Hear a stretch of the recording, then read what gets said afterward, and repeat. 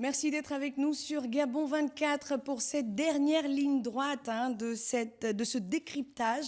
Édition spéciale donc dédiée à ce décryptage du discours à la nation du chef de l'État, Ali Bongo Ondimba, qui s'est adressé à la nation gabonaise, permettez la répétition, en ce 8 juin.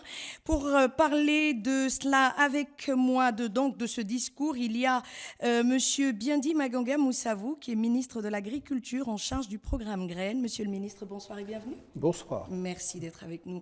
À côté de lui, il y a Monsieur David Mbadinga, si je le prononce bien, c'est cela, Monsieur David Mbadinga, qui est ministre... C'est cela. C'est cela.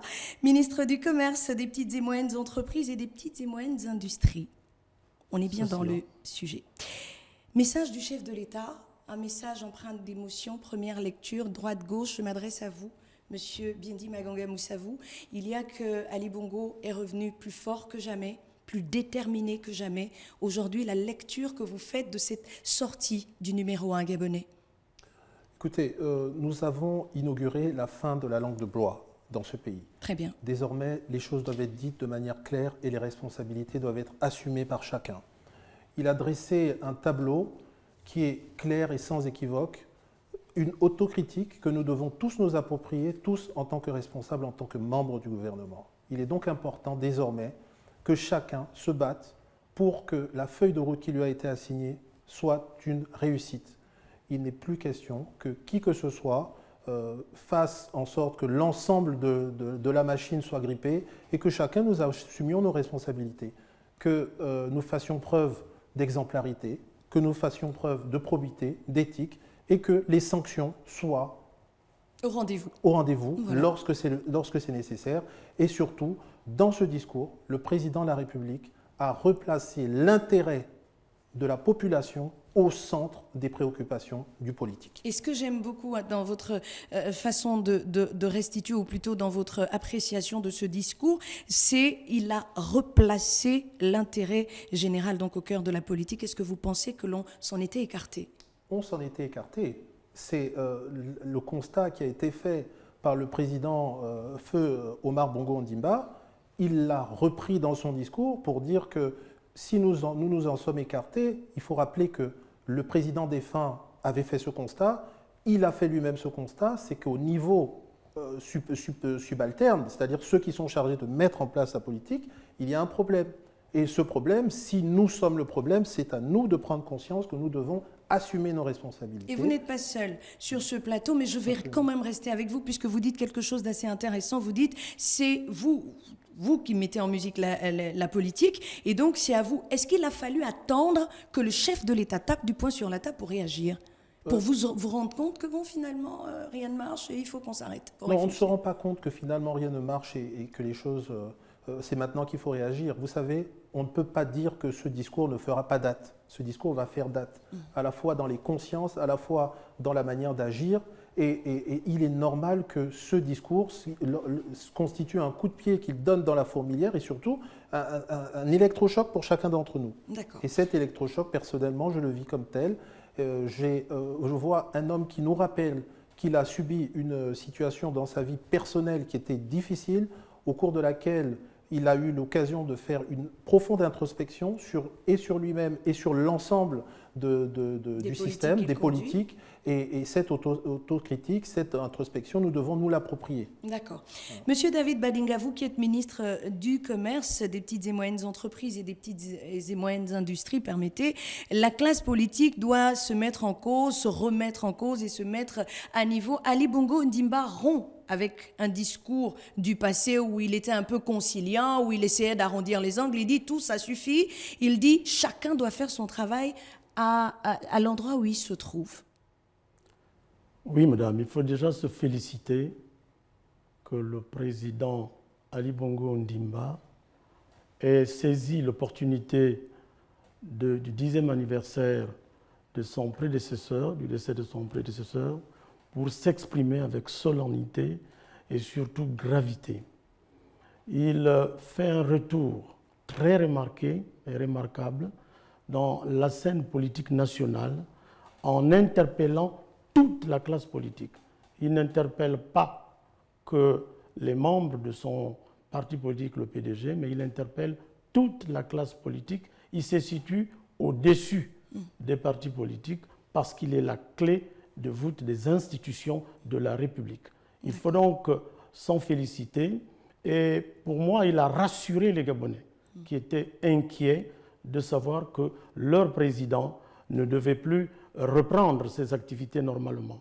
Il faut donc reconnaître que le président de la République a désormais pris les choses en main et d'ailleurs, il a affirmé sur tous les plans un certain nombre de constats qui est fait par le président et c'est son devoir de faire ce constat. D'accord. Un discours authentique, un véritable exercice de style. Ali Bongo Ondimba dit « Je romps avec les habitudes du passé, mais je veux des personnes capables de porter la vision ».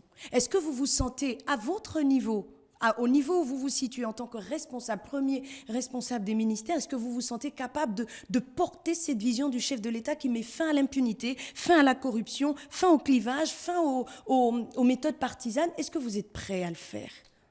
Très franchement, je pense que lorsqu'on ne se sent pas capable de faire les choses, il vaut mieux rendre son tablier. Sauf qu'au Gabon, on n'a pas la culture de la démission. Voilà. Comment on fait? Mais j'ai dit ce que je pense. D'accord. Voilà. Et vous êtes d'avis qu'il faut donc entrer dans ce que dit le chef de l'État et aujourd'hui offrir aux Gabonais une nouvelle façon, une nouvelle gouvernance, une nouvelle vision de la gouvernance du pays?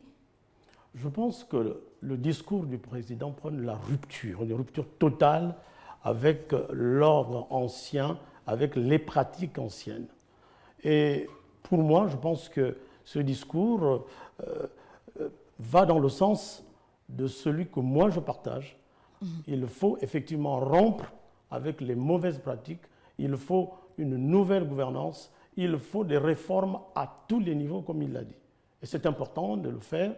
Et si nous avons été choisis, et d'ailleurs là, je voudrais saisir cette occasion pour rendre un vibrant hommage au président de la République qui m'a fait confiance en me nommant à ce poste de ministre du Commerce des petites et moyennes entreprises, petites et moyennes industries. Donc, si effectivement il y a lieu de demander au ministre que nous sommes de rompre avec le passé et de devoir effectivement reformer la gouvernance, réformer toutes les pratiques qu'il a dénoncées, je pense qu'il est important pour moi d'y adhérer et j'y adhère totalement. Totalement, et on l'a compris, d'accord. Ali Bongo Ondimba dit encore ceci, il dit, bon, fini la gabégie financière, fini toutes ces choses. Est-ce que vous, par exemple, en tant que ministre, vous seriez prêt aujourd'hui à réduire votre train de vie, à dire, par exemple, bon, enlever, moi je suis prêt à gagner telle somme et pas telle autre pour permettre au Gabon qui souffre déjà de problèmes économiques d'essayer d'arrondir les angles. Est-ce que vous serez prêt à le faire, par exemple? Savoir, madame, que la feuille de C'est une question directe. Il faut savoir que la feuille de route que nous avons reçue contient un certain nombre de recommandations qui, effectivement, évoquent la question de la réduction du train de vie de l'État. Donc, nous partageons cette préoccupation. Nous partageons tous cette préoccupation. Et madame, vous savez que, si je peux imaginer, lorsque vous avez votre veine qui rompt, parce que vous aurez peut-être utilisé une lame ou un couteau, vous avez deux alternatives. La première, c'est de mettre d'abord un garrot pour arrêter l'effusion de sang. Et la deuxième alternative, c'est de passer au niveau chirurgical. Et je pense que les réformes que préconise le chef de l'État sont des réformes non conjoncturelles, mais structurelles. C'est-à-dire qu'il faut la chirurgie pour pouvoir effectivement soigner définitivement. Mais je pense que si vous avez une veine qui se rompt, ce n'est pas la chirurgie que vous aurez tout de suite. L'instinct de survie voudra que vous fassiez un garrot d'abord. Oui, Monsieur le ministre, on revient sur le ministère dont vous avez la charge aujourd'hui. Ali Bongo veut que les choses se fassent vite.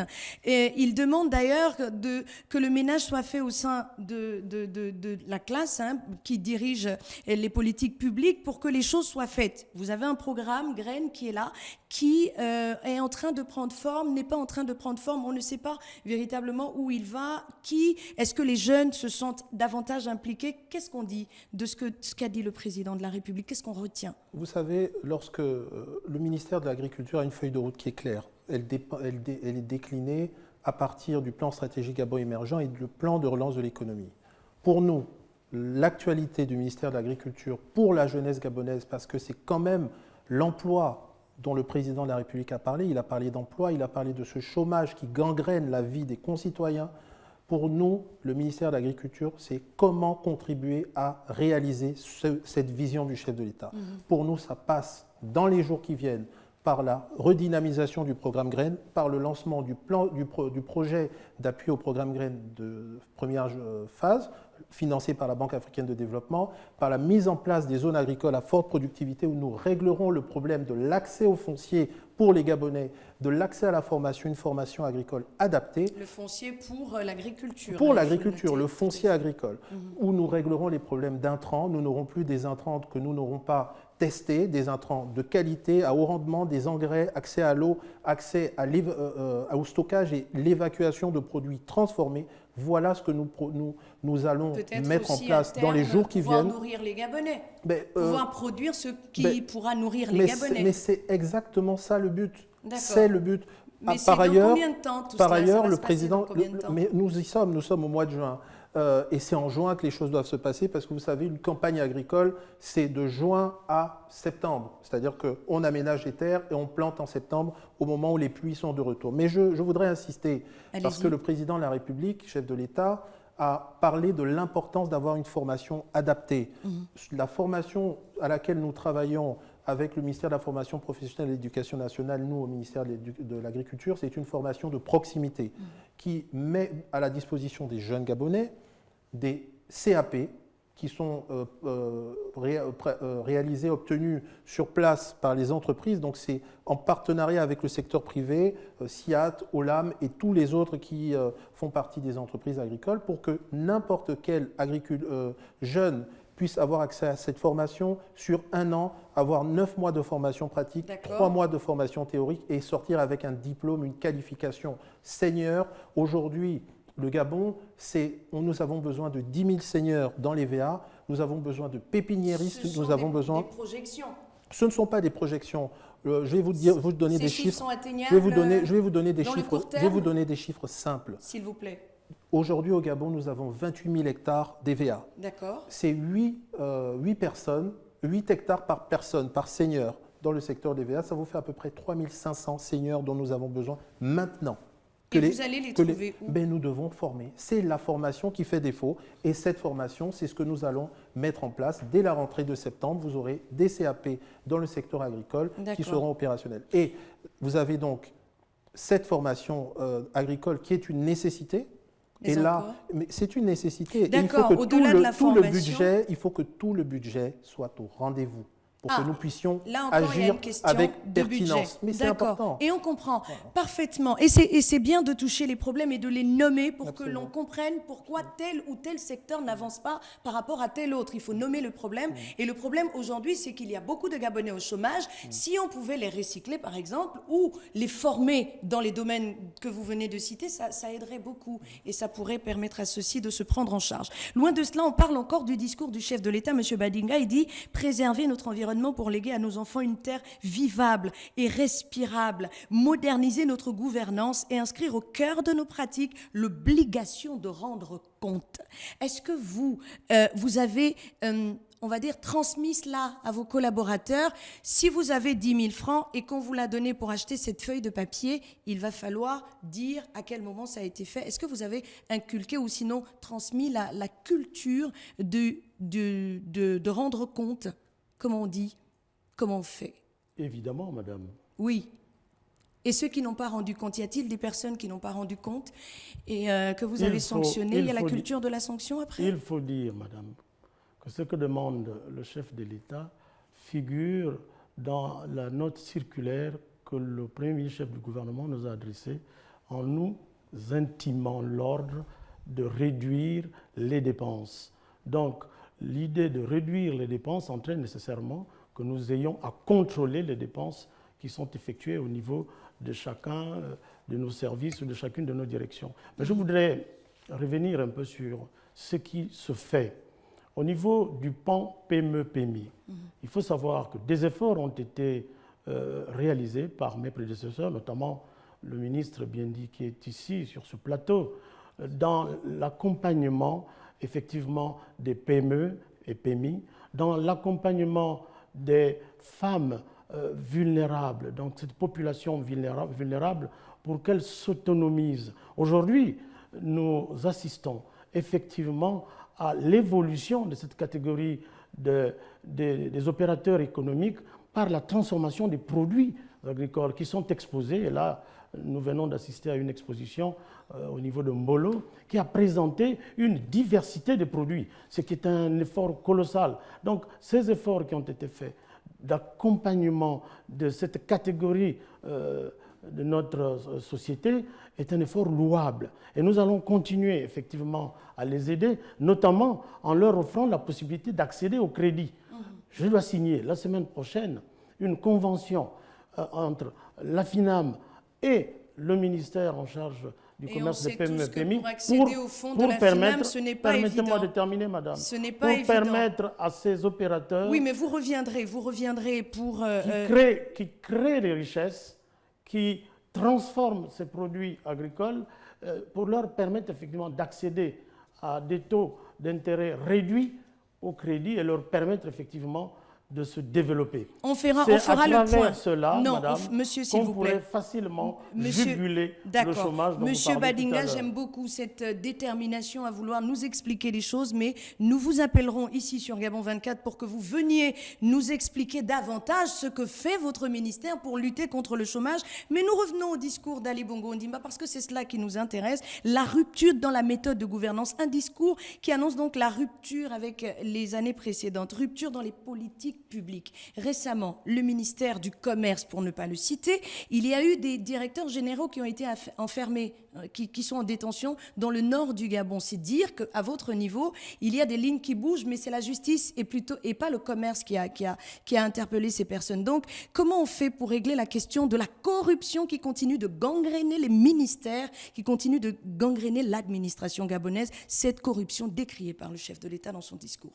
Madame, permettez-moi de vous dire, puisque vous évoquez le cas de Yem, il faudrait savoir que cette affaire est actuellement en instruction et que sur ce plateau, je ne peux pas me permettre d'en parler, sauf à déplorer le fait qu'il y ait eu violation du secret de l'instruction, et c'est un principe sacro-saint en matière de droit, et en même temps, le principe de la présomption d'innocence a aussi été violé. Donc, j'ai foi en la justice gabonaise pour effectivement que cette affaire soit conduite jusqu'à son terme. Et elle le sera, on l'espère. D'accord. Lutte contre la corruption, promotion de la probité, de l'intégrité. Sur la corruption, madame, il n'y a pas que dans les ministères où il y a la corruption. Il faut savoir que c'est un phénomène... J'ai parlé de la classe dirigeante. Hein. Non, c'est un phénomène social, c'est un phénomène qui est vécu dans la société gabonaise, qui, d'ailleurs, doit faire l'objet d'actions vigoureuses. Quelles actions? Nommez-les, quelles actions? Actions vigoureuses. S'agissant, par exemple, de mon département ministériel, il faudrait savoir que, d'une part, il y a des actions que je suis en train de mener et en associant les partenaires sociaux, sanctions quand il le faut et actions pédagogiques quand il le faut. Quand il le faut aussi, mais en associant les partenaires sociaux qui nous accompagnent dans cette démarche. D'accord, vous n'êtes pas seul sur ce plateau, il y a M. Biendi Maganga Moussavou et on me fait savoir qu'il ne me reste plus beaucoup de temps. La corruption, la probité, l'intégrité, les mœurs politiques, les pratiques doivent changer, M. Maganga Moussavou. Il faut peut-être que l'on arrive à cette classe dirigeante pour que le Gabon se développe enfin, que la politique impulsée par le chef de l'État puisse profiter finalement à toute la population, je pense. Absolument. Il faut d'ailleurs que cette politique se traduise par moins de politique politicienne et plus d'actions concrètes. Moins de discours, plus de discours directs, plus de responsabilités. Lorsque j'entends le président de la République parler d'une équipe gouvernementale resserrée, c'est qu'il a besoin de ministres, dans mon entendement, qui prennent leurs responsabilités, qui portent leur dossier et qui sont prêts à aller au charbon pour faire avancer leur dossier. Pour moi, c'est le message que j'ai entendu ce soir, un message où il nous dit la population est là, cette population est en plein dans le désarroi, et ce désarroi, c'est à nous de le résoudre. Donc, les questions de corruption, si quelqu'un veut continuer de s'adonner à la corruption, c'est son problème, mais il sera sanctionné. Pour moi, les choses sont simples. On vous avait récemment vous adressé directement au chef de l'État, enfin aux populations gabonaises. Hein, vous avez réaffirmé votre attachement au chef de l'État. Est-ce que c'est parce que vous craignez de ne plus faire partie du prochain gouvernement? C'est une question juste pour vous titiller? Oui, c'est une question qui est sympa, qui titille, mais qui ne me titille pas tant que ça, parce que je veux dire, il faut être un homme de conviction. J'ai bien commencé par dire, si on n'est pas capable d'assumer ses responsabilités, il vaut mieux rendre son tablier. Le président de la République nous le dit tous les jours. Pour moi, on ne parle pas pour se maintenir dans un poste, on affirme ses convictions parce qu'on en a et qu'on sait quel est l'impact des politiques que nous devons mener. Je suis responsable du ministère de l'Agriculture, je sais que c'est par l'agriculture que nous allons transformer l'économie de ce pays, et c'est par l'agriculture que nous allons donner du travail aux Gabonais, que nous allons réorganiser nos ruralités, que nous allons atteindre l'autosuffisance alimentaire. C'est un challenge exaltant qui mérite bien que nous nous sacrifions pour le réaliser. D'accord. Après les réformes sans précédent de l'État et des finances publiques, les résultats sont donc au rendez-vous. Les résultats sont attendus par Ali Bongo Ondimba. Concrètement, à court, moyen et long terme, les réformes de votre ministère déjà engagées, donc à court, moyen et long terme, qu'est-ce qui va se passer? Permettez-moi, s'agissant de ces réformes, de dire un mot. J'ai parlé du pan PME-PMI, je voudrais parler du pan commerce. Au niveau du pan commerce, effectivement, les réformes sont en cours. D'accord. L'axe 4 du plan de relance économique, qui parle de l'amélioration du climat des affaires, nous préoccupe effectivement. Nous avons, s'agissant de l'informel qui devient massif, mené un certain nombre d'actions pour passer de l'informel au formel. Actuellement, au niveau du ministère du Commerce, nous sommes en train d'étudier la possibilité effectivement d'identifier tous ceux qui sont dans l'informel. Et une étude d'une institution internationale dit que 65% des acteurs économiques au niveau du Gabon sont dans l'informel. Donc il faudrait ramener ce chiffre à un niveau, je vais vous rattraper parce que je n'ai plus beaucoup de temps. Un niveau acceptable en mettant en place un dispositif qui permette effectivement de réduire cette masse, et c'est le travail que nous sommes en train de mener on sent que vous avez... Et je souhaiterais effectivement sauf que moi, être invité sur ce plateau et vous pour parler de mon département officiellement ministériel où des choses sont faites mais ne sont pas connues. Vous avez bien appris la leçon et on vous félicite. Sauf que nous restons focus sur le discours d'Ali Bongo Ondimba, discours prononcé donc à l'occasion du 10e anniversaire de la disparition de Feu Omar Bongo Ondimba. Les Gabonais se sont souvenus au travers de cette messe œcuménique, ce rendez-vous où toutes les confessions se sont données, donc se sont retrouvées pour communier ensemble, pour saluer la mémoire d'un homme épris de paix. L'héritage de Feu Omar Bongo aujourd'hui est porté par Ali Bongo Ondimba, qui veut que les politiciens cessent de faire de la politique et commencent par des actions concrètes. Donc vous, aujourd'hui, qu'est-ce que vous retenez globalement de ce discours du chef de l'État? Madame, vous savez, je suis de l'opposition et j'ai passé plus de 30 ans dans l'opposition dite à l'époque radicale. Merci de me tendre la perche. La classe politique, justement, est écrite fourvoyée. Elle est dite fourvoyée par le chef de l'État. Donc le discours du chef de l'État est pour moi un discours qui va dans le même sens que ce que je voudrais voir exister dans mon pays, c'est-à-dire une classe politique responsable qui se met au service du peuple et non chercher uniquement à assouvir ses besoins, c'est-à-dire vouloir uniquement satisfaire ses besoins et pour son bien-être uniquement. Monsieur David Bandinga, s'il vous plaît, je vous pose la question. Il a fallu que le chef de l'État le dise pour que vous, classe politique dite radicale, preniez la mesure de l'importance de votre participation au développement. Très bien.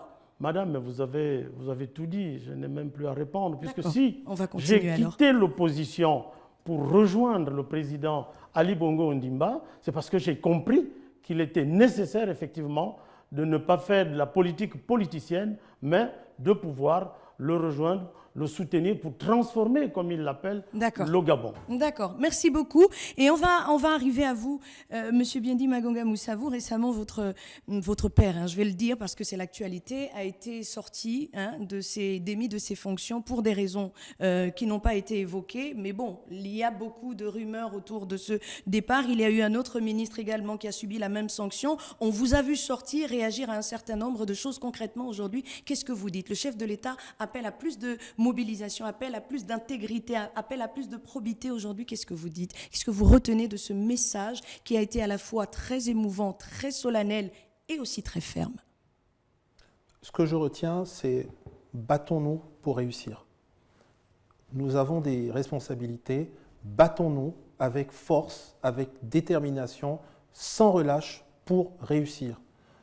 J'ai dit lors de l'intervention que vous avez mentionnée que j'appartiens à une génération de Gabonais, une génération pleine de rêves.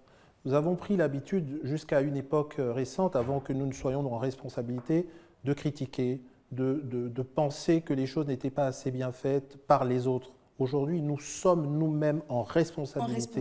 Et lorsqu'on est en responsabilité, on n'est pas là forcément pour faire carrière, on est là pour atteindre des objectifs. Ce que je retiens, c'est que les objectifs concrets doivent être atteints. L'objectif qui est le mien, au ministère de l'Agriculture par exemple, c'est 50% de réduction des importations à l'horizon 2022. Aujourd'hui, nous dépensons 400 milliards pour importer de la nourriture, des aliments que nous pouvons produire au Gabon. Donc, mettre les Gabonais à l'agriculture, réduire nos importations, voilà des objectifs concrets. Des objectifs qui demandent la mobilisation de tous, dans mon département, au sein du gouvernement, pour que tous les départements ministériels concernés par l'agriculture soient alignés. Je parle du budget, je parle de tous les départements, la formation professionnelle, les PME, que tout le monde concourt à ce que nous atteignions nos objectifs. Et c'est, je pense, avec conviction que dans le cadre de ce gouvernement resserré, que les choses vont se faire sous la coordination du Premier ministre chef du gouvernement, qui est très clair, qui est très pragmatique. Les choses se feront de telle sorte que les ministres qui auront l'honneur d'être retenus dans cette nouvelle équipe gouvernementale assument de manière encore plus efficiente leur responsabilité. Leur responsabilité, c'est le terme que l'on garde pour la fin de cette partie. Merci beaucoup à vous, Monsieur Biendi Magonga Moussavou. Je rappelle que vous êtes ministre de l'Agriculture en charge du programme Graines. À côté de vous, il y avait Monsieur David Badinga, ministre du Commerce, des petites et moyennes entreprises et des petites et moyennes industries. Merci, Monsieur Badinga, d'avoir été avec nous. Merci également à vous de nous avoir suivis. Nous sommes arrivés au terme de cette édition spéciale consacrée au discours à la nation d'Ali Bongo Ondimba, le chef de l'État gabonais. Après des mois de convalescence à Rabat au Maroc, le chef de l'État ne s'était plus exprimé de manière solennelle. Il a fait un discours de 7 minutes empreint de rigueur, de solennité, mais aussi et surtout de fermeté. Car Ali Bongo dit: corruption, tu ne passeras plus par le Gabon. Personnes indélicates, responsables indélicats, vous ne passerez plus par le Gabon. Ali Bongo veut l'homme qu'il faut à la place qu'il faut et surtout une action collective pour le bien-être des populations. Voilà qui est dit. Merci de rester sur Gabon 24. Nos programmes se poursuivent sur nos pages Facebook et YouTube. Merci de nous avoir suivis.